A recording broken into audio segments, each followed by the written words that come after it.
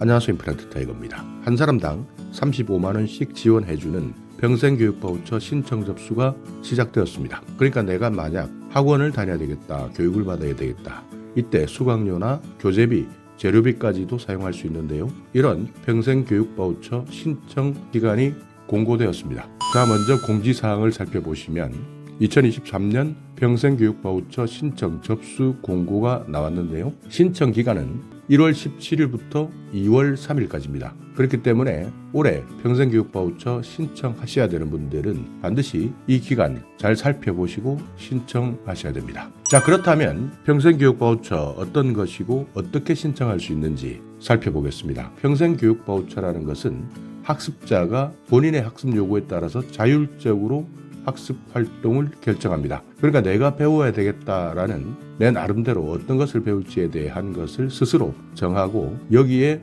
평생교육 바우처를 통해서 학원을 등록하거나 수강하거나 교재를 구매할 수 있는 카드인데요. 그렇지만 신청 자격이 따로 있습니다.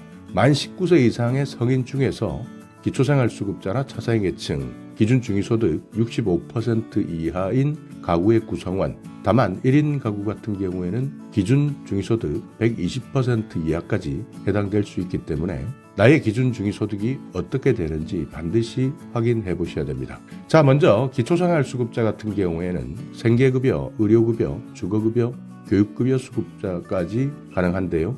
이때는 국민기초생활수급자 증명서가 반드시 필요하고요. 차상위계층 같은 경우에는 차상위 장애인 연금 대상자, 차상위 장애 수당 대상자, 차상위 자활근로자 확인서 발급 대상자, 차상위 본인 부담 경감 대상자, 차상위 계층 확인서 발급 대상자, 한부모 가족 지원법의 지원 대상자, 이분들은 모두 차상위 계층으로 분류되는데요. 여기에 따르는 각종 확인서나 증명서를 제출해 주시면 됩니다. 그리고 기타 기준 중위소득 65% 이하인 가구원, 여기에서는요 건강보험 자격 확인서나 건강보험료 납부 확인서를 통해서 내 중위소득이 65% 이하에 해당되는지를 확인할 수 있습니다. 그러니까 마찬가지 2023년 기준 중위소득 120%도 마찬가지인데요. 1인 가구 같은 경우 2023년 기준 중위소득 120%까지는 249만 3,470원이니까요. 이 부분도 잘 기억해 두셨다가 내가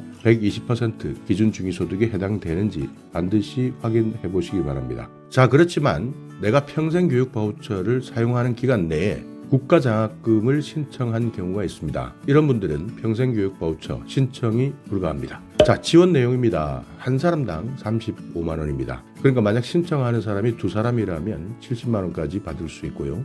세 사람이라면 100만 원이 넘는 금액을 받을 수 있습니다. 사용하실 때는 평생교육 바우처 사용기관으로 등록된 기관의 수강료, 교재비, 재료비, 이런 것까지 모두 사용할 수 있습니다. 평생교육 바우처로 등록된 기관 알 수 있는 방법은 홈페이지를 들어가셔서 확인해 보시면 되는데요. 조금 있다가 평생교육 바우처 사용기간 어디에서 사용 가능한지는 따로 알아보겠습니다. 자, 신청 기간입니다. 평생교육 바우처 홈페이지에서 별도 공지한다 이렇게 밝혔는데요. 아까 말씀드린 것처럼 1월 17일부터 2월 3일 오후 6시까지니까요. 이 날짜를 꼭 기억해 두셨다가 날짜 절대 놓치지 말기 바랍니다. 신청하실 때는 평생교육 바우처 홈페이지에 들어가시면 신청하기라는 난이 나옵니다. 바우처 신청 이렇게 신청하기 버튼이 있는데요. 이 버튼을 누르고 들어가셔서 약관에 동의해 주시고 본인 인증 절차를 거치시고 자격이 되는지도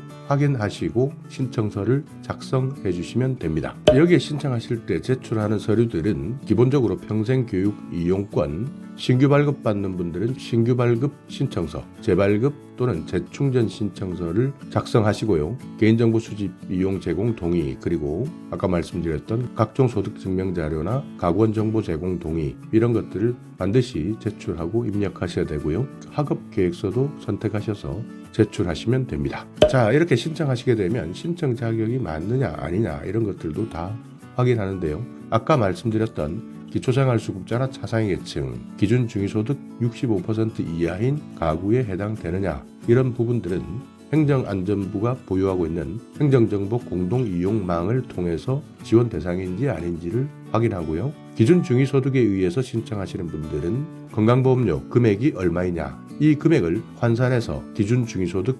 65%를 적용합니다. 만약 내가 평생교육바우처 선정되었다면 신청할 때 제출했던 휴대전화로 문자 메시지나 이메일 또는 서면으로 통지받을 수 있습니다. 그리고 평생교육바우처 홈페이지에서 들어가셔서 어떻게 선정되었는지 결과 확인도 가능하니까요. 홈페이지를 이용해서 신청하실 때는 선정 결과도 바로 확인 가능하다는 겁니다. 그러니까 처리 절차를 보시면 신청서를 접수하고 기관에서는 자격 요건 조사를 하고 확인을 합니다. 그리고 이용자가 선정되었을 때는 바로 통지를 하고요. 만약 선정되지 않았을 때는 한 번 더 이의신청을 할 수 있는데 이때는 재검토하고 결과를 통보해 드립니다. 자, 선정되었을 때는 평생교육 바우처 카드를 신청하는데요. 카드를 받고 바우처 사용기관을 통해서 강좌를 수강하시면 됩니다. 만약 인터넷 신청이 어렵거나 평생교육 바우처에 대한 또 다른 문의사항이 있다면 전화번호 1600-3005번인데요.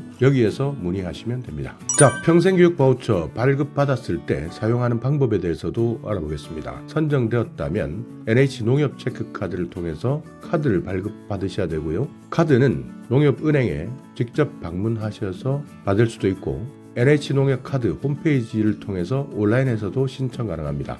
평생교육 바우처 사용하는 것은 별도 사용하는 기간이 있기 때문에 이 기간을 놓치면 그 다음 연도로 이월되지 않기 때문에 반드시 연내 사용해 주셔야 됩니다. 수강료를 결제할 때는 평생교육 바우처 사용기관을 방문하셔서 현장에서 결제할 수 있고요. 내가 가지고 있는 한도 35만 원에서 자동 차감됩니다. 자, 그렇다면 어디서 사용할 수 있느냐? 바우처 사용기관을 한번 살펴보겠습니다.